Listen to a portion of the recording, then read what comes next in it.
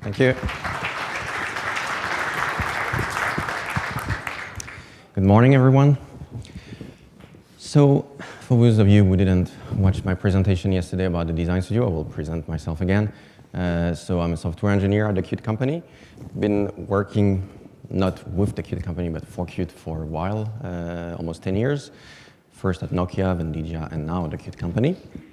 I was most of this time in R&D in Oslo, in our Oslo office, working on mostly graphics-related issues or topics, so graphics view, then the scene graph, and then multimedia. And then for the past couple of years, I moved to a different role, working with customers across Europe as a pre-sales engineer. So today, I want to give you an overview of what is the Qt roadmap when it comes to the Qt company. So what we are working on currently, what we have released in the latest release, and what we will do throughout the year. So it's mainly, our focus is mainly around three main points that some of them you already probably noticed that we're putting a lot of focus on.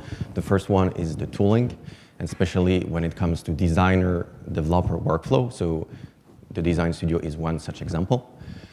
Then the second, let's say, main focus point is about performance and quality.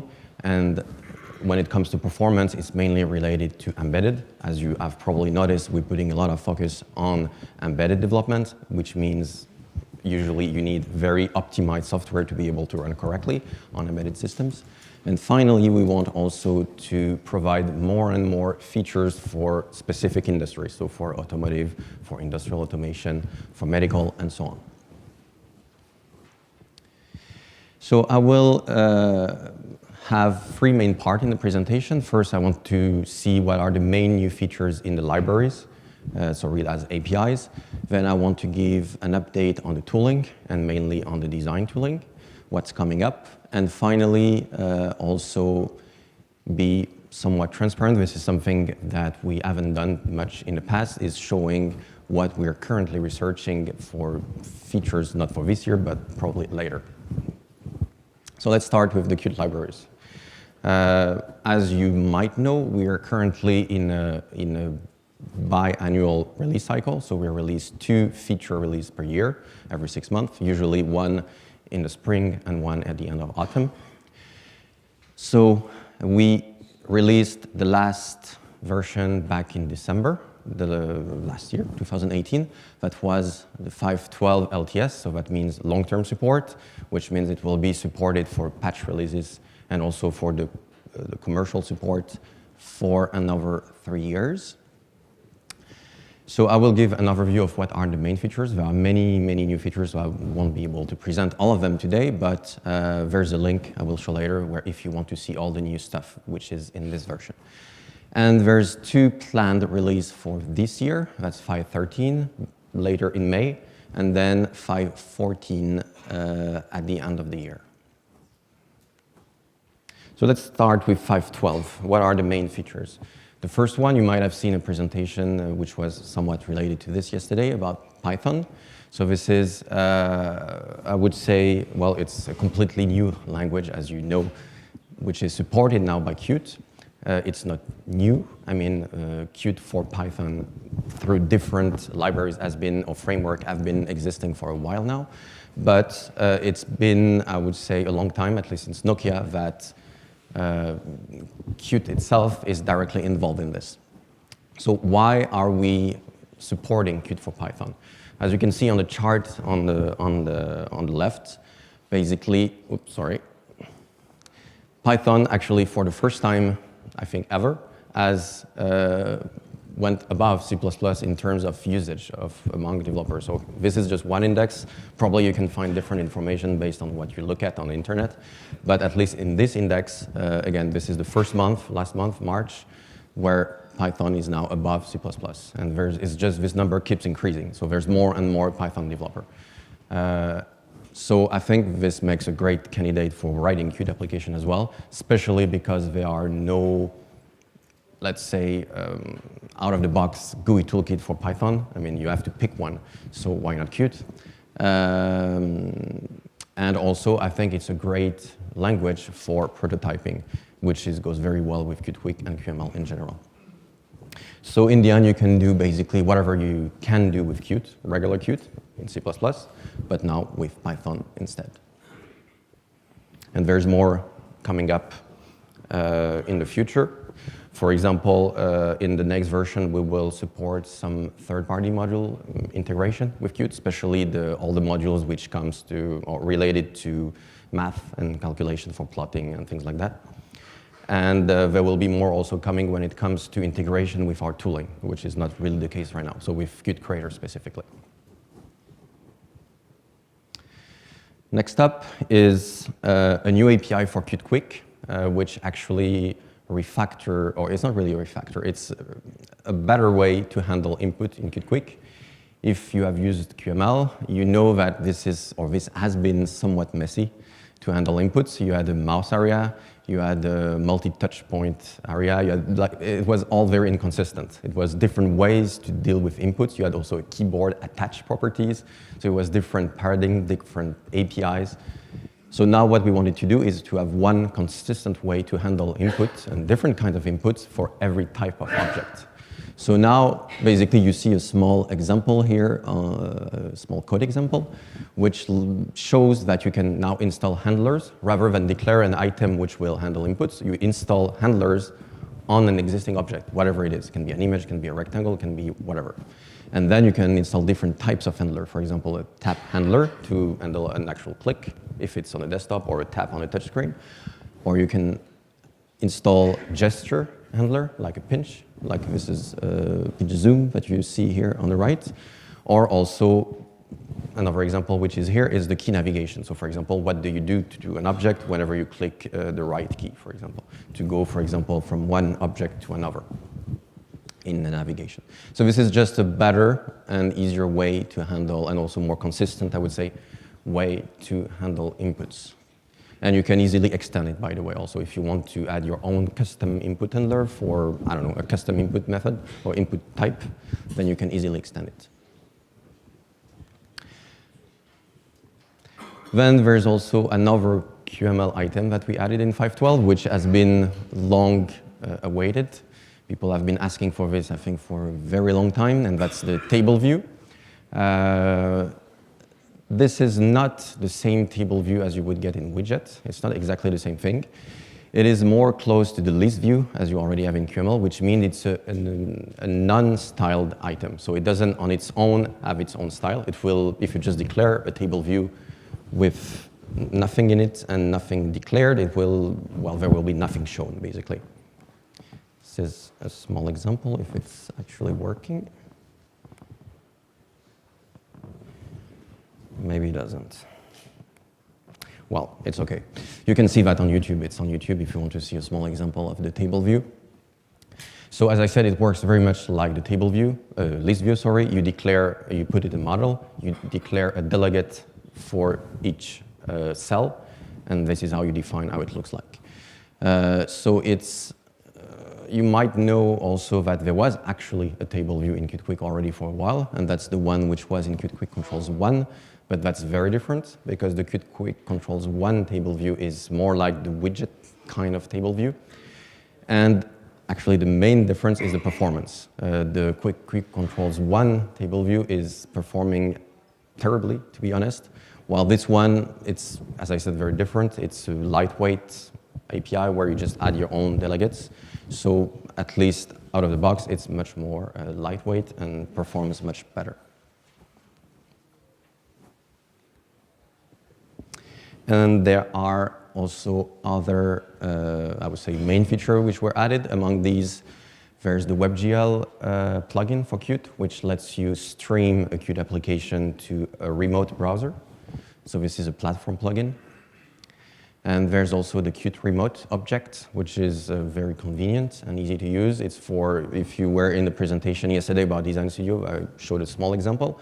It's about exposing QObject to remote processes or remote devices very easily. So you just can use signal, slots, and properties across, as I said, process, and devices on the network. And finally, MQTT, which is also fairly other big new module. which is about supporting the MQTT protocol. So this is mainly used for IoT and IoT context. And well, it's not completely new in the sense that it was already available before, but it's the first stable release. Before it was just a technology preview. So this is the first stable release of MQTT. There's actually much more, or many more new features in 5.12, but I won't be able to present all of them. So if you want to see the full list, just go to the wiki, and like with any other Qt version, you can see not the full list, but pretty much everything that is new in that page for every release. So now let's have a look or have a sneak peek at what's coming in 5.13, coming, as I said, in May. This is probably the biggest one, I would say, Qt for WebAssembly. It's probably, many of you have already heard about it and probably understand already what it is. But for those who don't, it's basically a new platform, because this can be somewhat confusing what it actually is. But it's really a new platform for Qt. Just like we support Linux, we support Windows, we support iOS, and so on, we now support the web as well. And that means you can compile your existing Qt application. Can be Qt Quick, can be widget, can be anything, almost. I will give you a bit some more details. You can just recompile it for running inside a modern web browser. So today, that's almost all of them. So Chrome, Firefox, Edge, or any of the other common ones. So technically, how it works is that it's based, as the name implies, on the WebAssembly standard. This is a standard defined by the W3C, the same defining HTML, for example, which lets you execute pseudo assembly code in a browser environment. And well, what it actually does is convert that to real machine assembly. And it's standard, so again, it works the same across all browsers. And there is, in parallel, a C++ compiler for WebAssembly. So that means you can simply compile any Qt application for WebAssembly, or C++ application, and of course then Qt as well. And it technically generates this WebAssembly or WASM package that you just put together with an HTML page, with a canvas, and then Qt will just render in that canvas. So what are the use cases for this? Actually, there are potentially many. The main one we see is, I think it's a very interesting use case for all kinds of industrial applications, where often you want to access remotely different kind of devices or computers or machines, and where traditionally, or in almost all cases, how you do that, you usually put a small web server on the device, and you write some simple HTML5 application or HTML application, and you just access that like a web page. So what's the point of having Qt in this case? Well, if you're already using Qt for your embedded device, for a touchscreen, for example, or a touch panel, and if you can reuse exactly or at least partially the same code also for this web access, then you save, well, the development time of writing a separate HTML application. So this is one use case, but I mean, there can be many others. I mean, you could also just for an actual web page, you could reuse some complex like business logic that you have written for a real client, desktop client, and you want to reuse that for the web, then why not? I mean, there are, I would say, almost endless possibilities for this new platform. So it was already available in technology preview before, but in 5.13 it will be stable, and that means different things. First of all, which were not the case until now, you will actually get binary package for this in 5.13. Now you can only compile it yourself. There will be also integration with Qt Creator, which is not the case until now. And there's also a bunch of important features that were implemented that were not until now. For example, that's thread support that was not supported in 5.12, for example. It will be there in 5.13. Other things like clipboard support or system clipboard. And also, doesn't work, multiple canvas in the same page. Until in 5.12, you could only, just turned off. Yeah, it's fine now. You could have only one canvas in one page, basically one application per page. Now you can have multiple ones in the same page. And there's more coming later. This is just the beginning. Among other things, one very important is debugging support. Right now, it's a bit complicated. You can do logging, but not really debugging inside the browser. So this will be supported later. And also another one, which is more about convenience and development convenience. If you have tried that yourself, you have seen that it's very long to link the application. By the way, you can, for now at least, only have statically linked Qt application. So the whole libraries need to be embedded inside the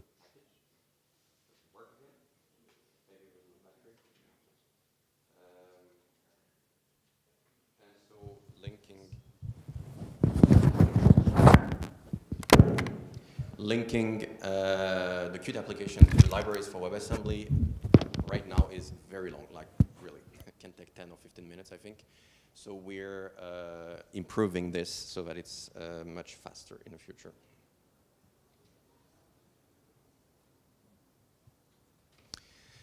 This is another module which will be, in this case, a technology preview in 5.13, and I think it's kind of cool.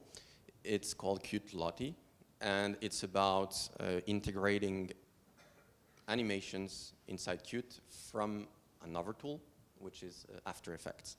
So you have understood by now that we want to improve how designers can integrate with the Qt workflow. So this is another example. Again, designers are fairly familiar with this tool from Adobe, After Effects. It's used to do, again, as I said, all kinds of animation, among other things.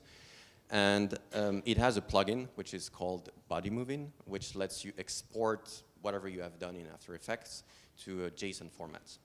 And so what Qt Lottie is a library which interprets that JSON and then renders it inside a Qt Quick scene. So it's actually quite powerful. I mean, the plugin for After Effects itself, you can potentially export anything.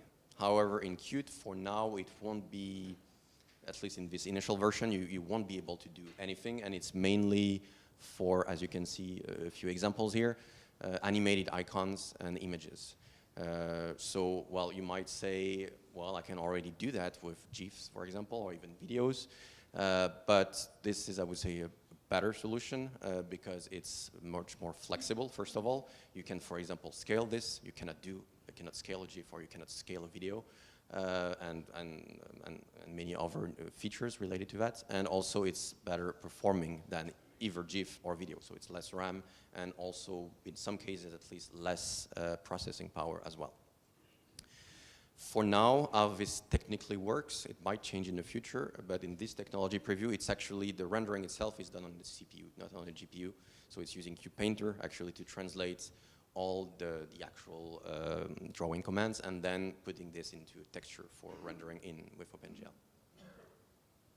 But we are actually looking into if it could make sense to actually convert everything in actual scene graph, let's say classes. So it would actually be hardware accelerated, but this is still up for decision, let's say.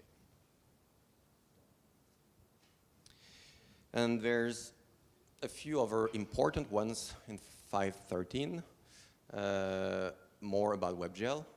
So it's basically mainly performance improvements to make it just better. There's also Qt OPC UA. This is really targeted. This is one of these feature which is for a specific industry, and this is for industrial automation in general. This is becoming, I would say, a standard in industrial automation for doing machine-to-machine communication and RPC. So we have been supporting this protocol already now for some time, but as a technology preview. So it will be the first stable release in 5.13, and also a detail which is important if you haven't heard much about this before. For now, it will be only for the client side, so not the server side. There will be server coming later. I will talk quickly about it later. And in the same field, industrial automation, there's also another new module coming, which is Qt CoApp. For those of you who don't know this, this is CoApp means constrained application. Actually, I forgot what the P means. Well, it doesn't matter. But what it is, basically, it's somewhat an evolution of HTTP. So it's a protocol for machine-to-machine communication. And it's for then, as the name implies, for constrained environment. So constrained in terms of resource power and also in terms of network, constrained network. So it's really for IoT in the end. It's an optimized protocol for exchanging information between machines. And it's really, as I said, similar to HTTP. So which means it's practically today mainly used in combination with RESTful APIs. So it's a way to basically call APIs on any kind of connected device. So we will have this supported in 5.13 as a technology preview, and the stable coming later. So again, this is just a list of the main features, same as for 5.12. If you want to see the full list of the new features, there's already the page up on our wiki at this address.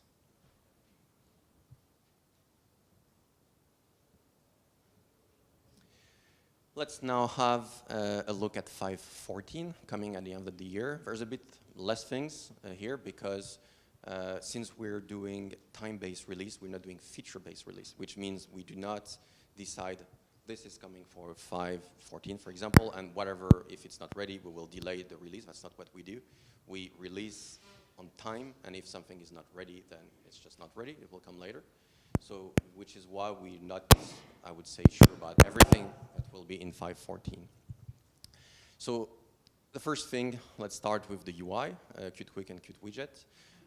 For QtQuick, we will add a screen transition component. What that is, I mean, this is also something which I think has been missing.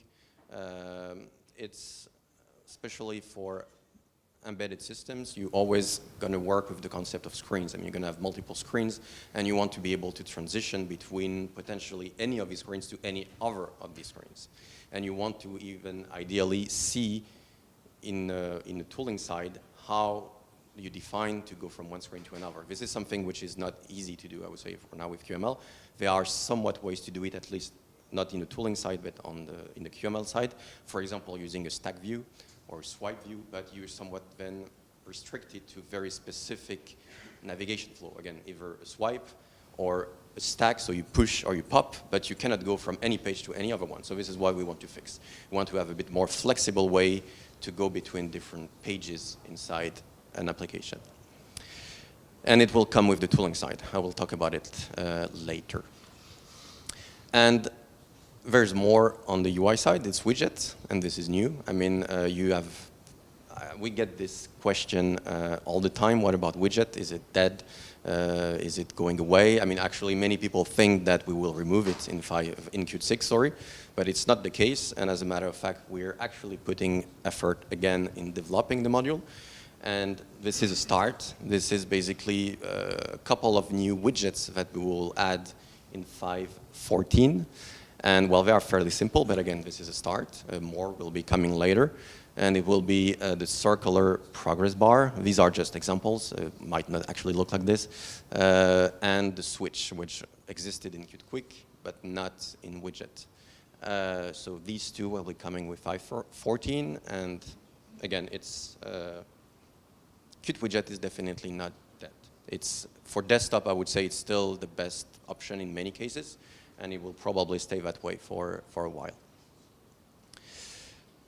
Then Qt for Python. I already talked about it earlier, but more is coming. Beside the tooling, we want also to support Python for embedded system. Right now, there's technically no reason that it doesn't already work.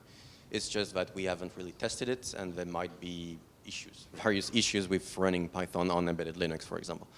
So this is something we want to support. People are asking for us about this, so we want to provide this later.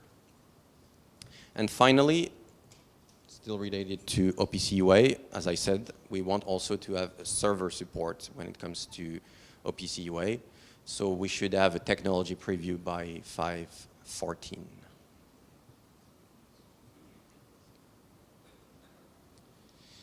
So let's now have a look at the tooling. And well, that's mainly three things, or two main things plus a few other ones.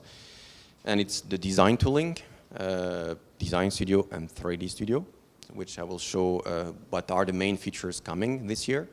and then also a few other stuff related to the other tools, like Qt Creator. So, yeah, for those of you who were not here yesterday, I will again quickly explain why we are creating these tools, these design tools. So it's really about improving the workflow.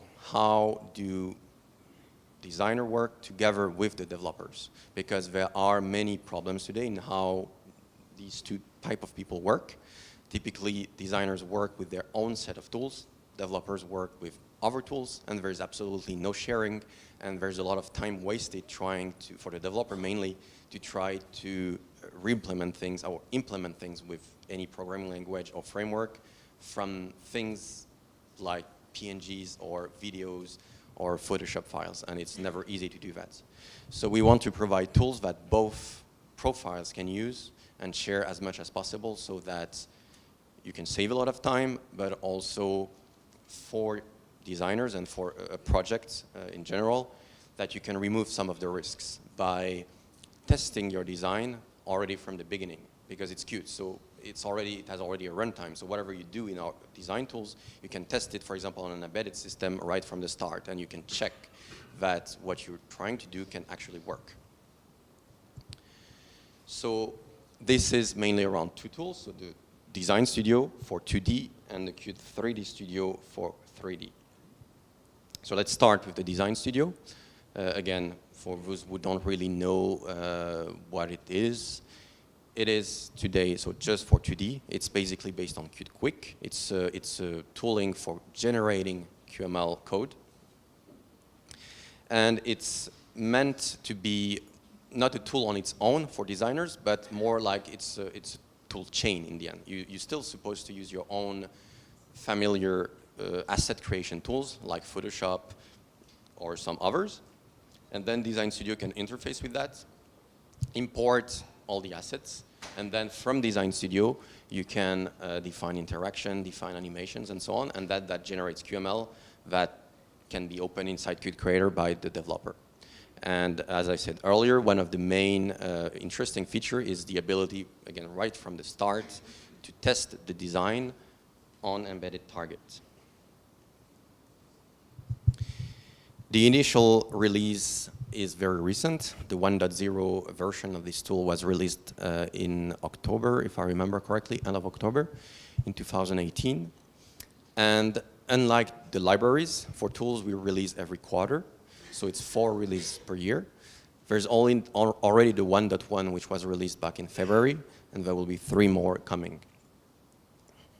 So if we recap a bit what's coming, or what has been already released, in 1.1, we added merge support for being able to import several times the same design from Photoshop inside Design Studio without erasing what you have done in Design Studio. There's been a lot of focus on quality to improve all kinds of bugs, or fix all kinds of bugs, and also work on the documentation. It was a bit light in the initial release on how to do things. Now I think it's already much better. The next one, coming in May, together with 5.13, will add support for another design tool. So for now, it's just Photoshop. So in 5.13, there will be a plugin for Sketch, which is a popular mockup tool on Mac. Again, very, very common for designers or UX designers to use this. There will be a new timeline curve editor. I didn't actually show it yesterday, but you can set easing curves on your keyframes. So interpolation between keyframes for an animation doesn't have to be linear. It can be any curve. So there will be a new, much better curve editor in 1.2. There will be also support for docking. Right now, it's a fixed layout. You cannot really move things around. So you will be able to do that, and also better multiple or multi-screen setup. And finally, annotation, so that designers can leave comments for developers on how to do things or how should things look like and so on. 1.3 coming in September. Well, the first one is, I would say, mostly usability, a new property inspector. And the second one, actually this one I think is quite important. It's related to the screen transition that I talked about earlier in QtQuick. So this is the tooling side. It's a visual way to define basically your app flow. So you can see in one view all your different screens, and you can define how do you go from one screen to another, and so on. And 1.4, which will be the last release of the year, there will be integration with 3D Studio.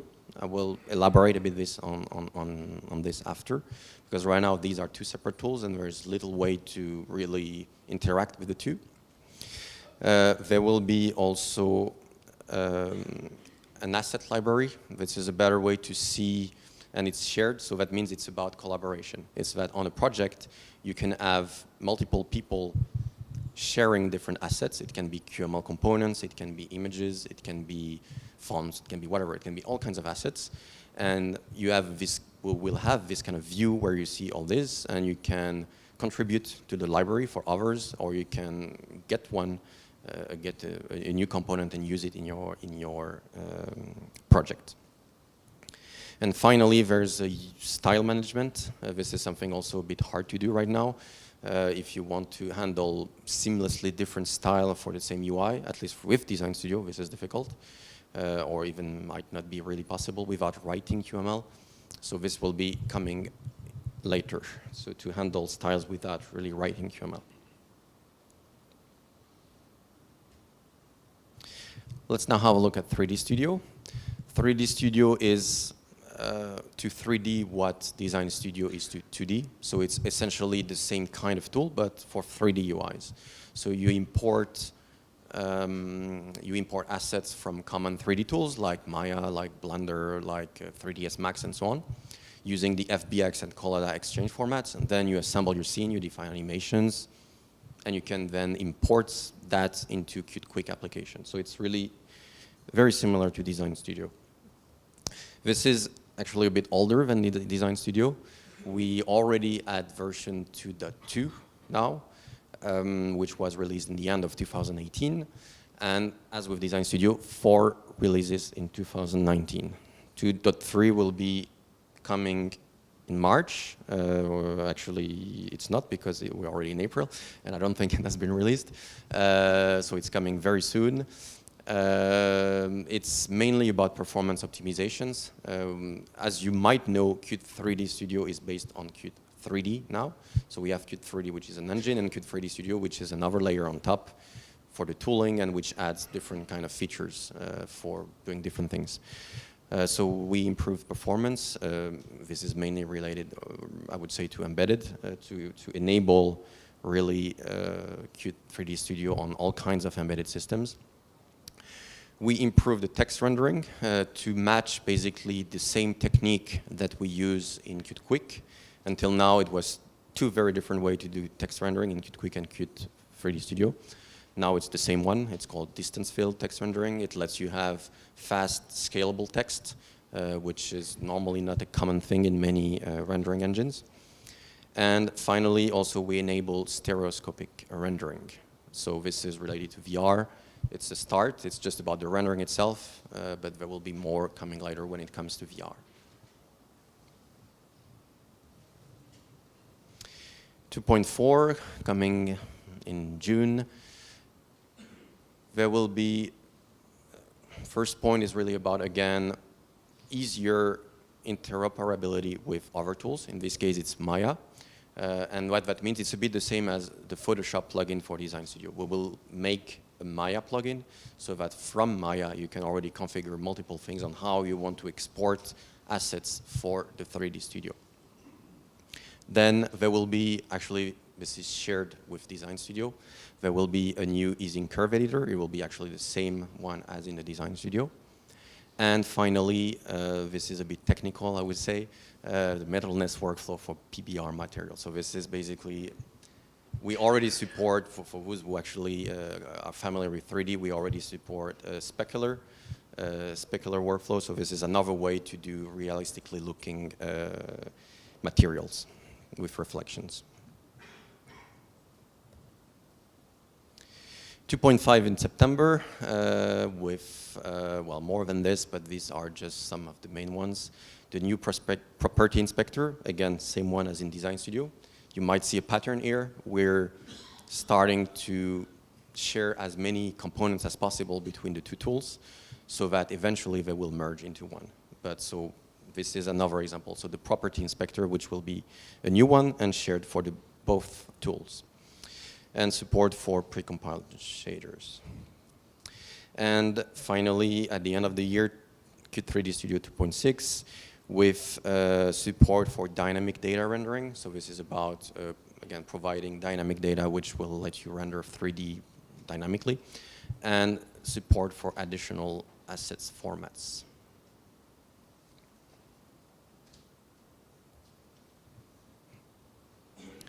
A quick look at some other tools which are still very important, and first one is Qt Creator. Not forgetting, I mean, I've put a lot of focus on these design tools, but that's not all we're working on. Qt Creator is just as much as before being worked on. So one of the main new feature coming is, I already mentioned it, it's about Python. We have Qt for Python, but we don't have yet the tooling side and the integration with Qt Creator. So this is what we want to enable. We want to make Qt Creator, it's, I think, already a great tool for C++ development and QML development, and it will be also eventually a great tool for Python development as well. The second one, it's somewhat related. It's about supporting something new, which is in the framework, and that's WebAssembly. Right now, as I said, it's not yet integrated. It's not easy, I would say, to compile a WebAssembly project with Qt Creator, so this will be done in Qt Creator soon, so you have a kit for WebAssembly. And finally, still related to design tools, we have actually that question, or I have that question quite often, is what happens to what we put inside Qt Design Studio? Because it's actually the same thing as the Qt Quick Designer, which is in Qt Creator.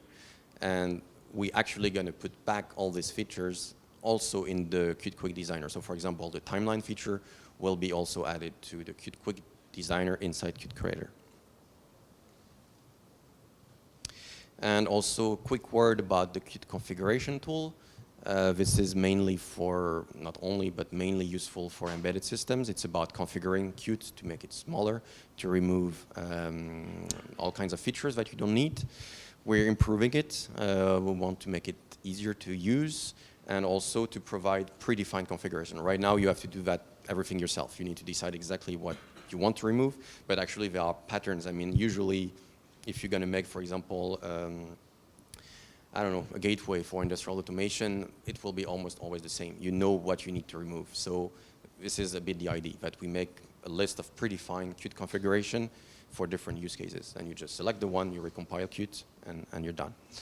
And also about the workflow. As I said, it's a bit complicated now. You need first to configure Qt yourself, then you run this tool, you generate a configuration, you reconfigure Qt, you build it, you need to go back and forth between different tools. We want to make this simpler. You just straight away do your configuration there and recompile, and you're done. No need to go back between configure scripts, the tool, and back again, and so on.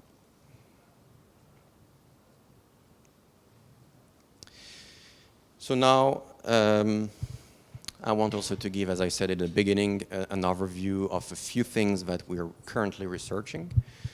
So bear in mind that this is really just what it is, research. It's nothing, so you should not think that whatever I'm going to talk about now will actually come. It might not, but at least we're looking at it. The first one, well, in this case, actually, that's, I would say, almost sure. We're already working on this. I already mentioned it. It's about unifying two design tools that we have today, the Design Studio and the 3D Studio, because it just makes sense. They are providing almost the exact same features just for 2D and 3D. So we want to make it just one tool where you will be able to combine 2D and 3D easily and seamlessly. We're already working on it, as you saw, like little by little, sharing as many components as possible. And later, might be at the end of 2018, more likely in 2020, it will become just one single tool. The second one is very interesting, or at least we see a lot of interest from a lot of people. We have a demo, by the way, also on the table. It's Qt for microcontrollers. Again, this is still in this phase at this point, still a research phase. It is already possible to do a product with Qt on MCU, again, because we have done some proof of concept and we have shown that it is possible. So this proof of concept today run on Cortex M4 and M7. Specifically, we've used some STM32 and NXP 1050 board. And there's basically two main restrictions with this today. The first one is that you need an OS, first of all, and not just any OS. You need a POSIX compliant OS for Qt to work. So that somewhat limits the choice for this kind of device. So the ones we have done, the demos, they are based on RTMS. But no FreeRTOS today, no bare metal, or, well, these are very common, these two. And the other big restriction is memory usage. Again, this is just standard Qt, the same one as you would have on desktop and so on. So it's, I would say, somewhat big or very big for MCUs. But still, with optimization, for example, using Qt Lite, which I just talked about before, it's still possible to get to something which, depending on what it is, if it's widget, if it's QML, depending on how many pages and so on Flash, for example, a typical QML application, fairly simple one, will be around 10 megabytes maybe of Flash, and in RAM between, basically, for QML between 10 and 16, for widget, I would say more between 5 and 10. So it's still very big, I would say, for MCUs. But still, it is possible. And we are researching more into this, and we want to make something much more fit for this use case, so which means much smaller. We want eventually to have Qt fitting in less than 2 megabytes of RAM, which means typically no external RAM for MCUs, and also much less Flash. And we want also to get rid of this limitation on the OS side, so we will start with FreeRTOS. This is what we want to support, maybe even bare metal later. And more generally, we want to make this really as, I mean, if you work with MCUs, you know that it's very specific. I mean, it's specific tools, it's specific ways of working, but we want to make it easy to use in the Qt workflow. I mean, we want to make it just as easy as it is today to develop for Windows or for Raspberry Pi, then the same for any, basically, MCU. So again, all of these topics at the bottom, this is just research at this point. There's no guarantee that we will actually have something ready, but we are working on it. For now, if you do want to use Qt on MCU, it's more, it's a service approach. So we can work with you with what exists today to make it as small as possible, to see what you need, what you don't need, and we kind of we customize Qt for your use case for the MCU. But it will, as I said, be based on what is available today.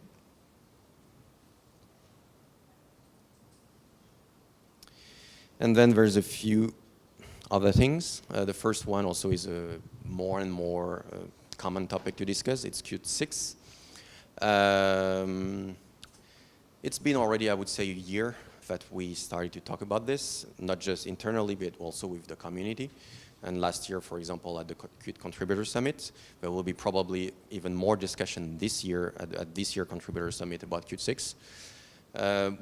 It's still really, again, as I said, a research phase. We do not know yet exactly what will be in Qt 6, but we have some rough ideas. And the main one is about graphics.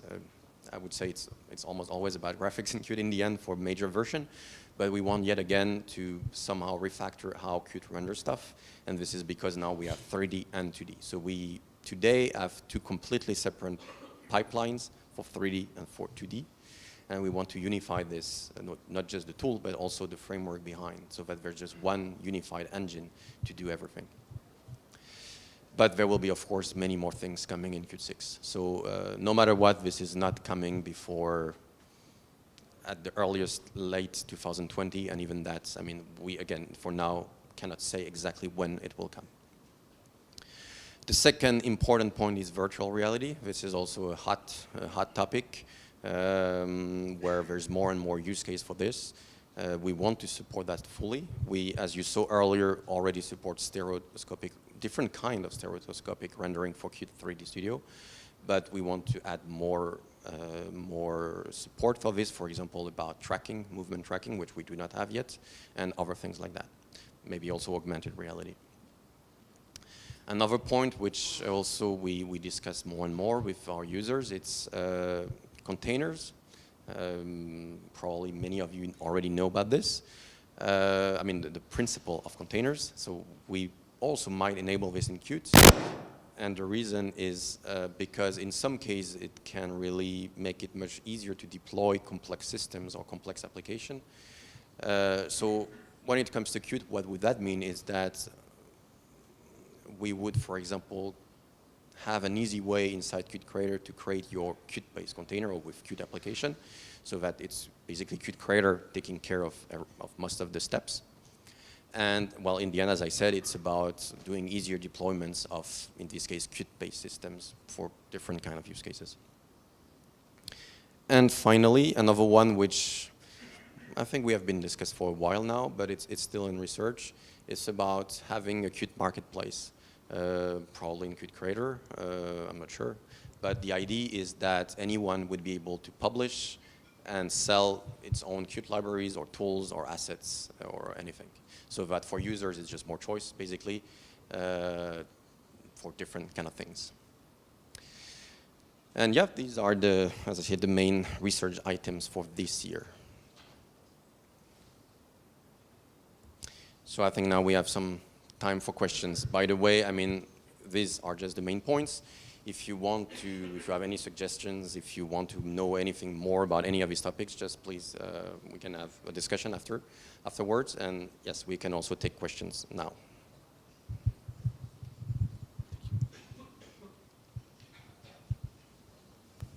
I wanted to know about input handler.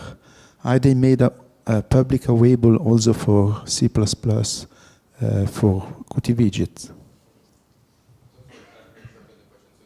Input handlers now are only available on Qt Quick. Not as is, no. This new API is really for QML because it's fixing something which was wrong in QML in widget anyway. It's somewhat different. How you handle events anyway. So the same API is not coming.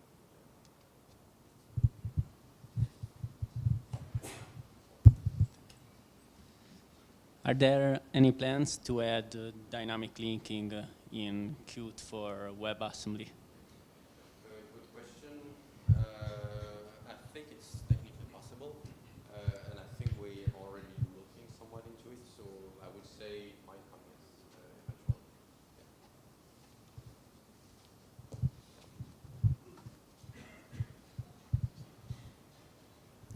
Hi, do you plan some improvement about the application deployment to the embedded system or the desktop too? A more easy way to pack and deploy application. For which platform? Linux, Windows, and embedded systems. So you mean having some, well, thank you. The problem I would say is that it's always, I mean, depending on the platform, it's a very different way usually to deploy applications. I'm not aware of at least a new feature which would improve this as of today. Yeah, I mean, there are already solutions from on Windows with the Qt, the Win deploy tool to, at least on Windows, make it easier to deploy on Windows. But again, I'm not aware at least of any new feature for this, at least in the near future. Yoann, could you please use that microphone to answer? Yeah, thank you. I would like to know if there is any plan to make, let's say, commercial license more affordable for small enterprises. I mean, actually, Qt, it's a great framework, but the commercial license for small enterprises are really, really hard to, let's say, purchase because it's a about 6,000 euros per developer per year.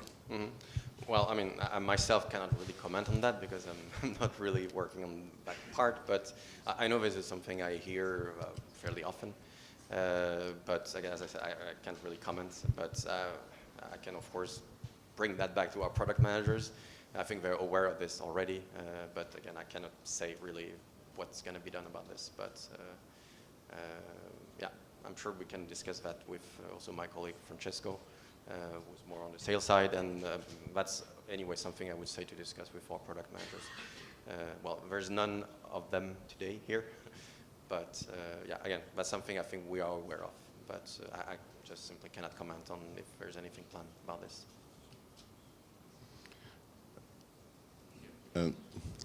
Hi, Qt3D Studio was actually 2.3 was released yesterday, I think, with performance improvements. Those are based on a, well, for lack of a better word, a fork of Qt3D that's internal to the runtime. Do you know if there's any plans to make that part of Qt3D mainline? I'm not sure, actually, honestly. I'm not sure. I have to check. Yeah, I mean, I know it's mainly, or not mainly, but a lot about memory usage. But yeah, I will actually have to check that. I'm not entirely sure. Are there any plans for a Qt for Python for mobile, Android, iOS, and so on? Well, not that I know of. For now, it's clearly mainly aimed at desktop. As I said, we are looking into embedded systems. For mobile, again, I'm not aware of. Technically, just like for embedded, it should work, but most likely it doesn't. It's not as easy as this. But again, at least not for now, for sure. It's not in the immediate term. More generally about mobile, it might also look like it's kind of forgotten for now, but it's not. I didn't talk at all about it, but this is also another topic we want to improve. It hasn't been really moving now for years, basically Qt for mobile, but we want also, as I said, to fix that, to at least add, not Python, not talking about Python now, but add more features for mobile to bring it more to, I mean, basically add all the stuff which is missing now, which today you always have to write native code anyway on mobile platforms, so we want to fix that. So Python might come, but not just yet, I would say.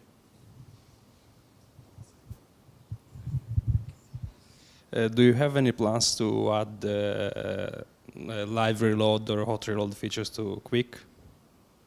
Sorry, so for Qt Quick? On Qt Quick. Yeah. Do you have any plans to add live reload or hot reload features just to not recompile any time? I'm not sure I got the question. So library load? No, it's live reload. Live reload. So it's a way to not rebuild the Qt Quick application every time and improve the developer workflow. So you mean loading dynamically libraries from QML? Yeah, I don't know if it's feasible, but just to know your opinion. Well, I think that should be somewhat possible already today, or maybe I'm not exactly getting the idea behind it, but it might be already possible today, I mean, depending on what exactly you want to do, but maybe that's something we can discuss after, because I think it might be okay. Possible already today. Okay, thank you. Any other question? Yeah. Sorry, guys.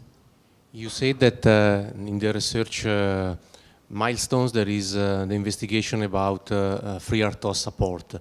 Does this mean that, in theory, every device that can support FreeRTOS should be targetable, or only ARM M4 and M7?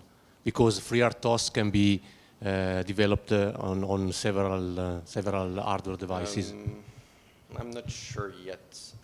Basically, I mean, I kind of omitted one point, is that it won't be just FreeRTOS, because Qt still requires some POSIX layer or implementation, so we will need to, for Qt to run on FreeRTOS, it will need to have a POSIX implementation. We are right now looking at, I'm not myself too familiar with that, but I've heard that there's an Amazon implementation of POSIX, So we would combine basically. So it's mainly, I would say, about that. If this implementation of POSIX can run on multiple hardware, then yes. If not, then no. Simple as that.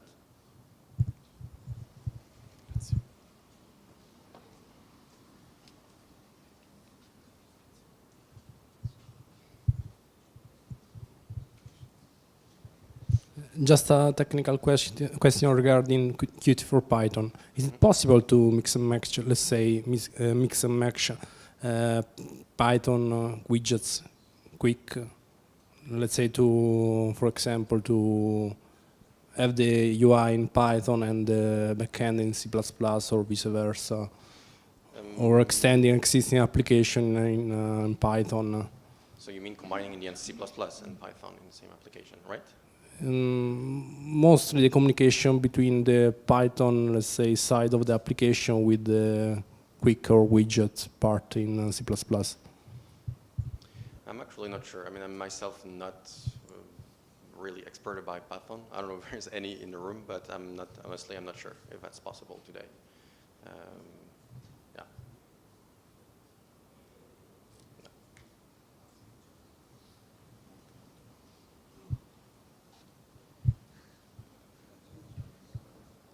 Any other question? No, I think we're done. So, thank you very much to Yoann Lopes. Thank you again.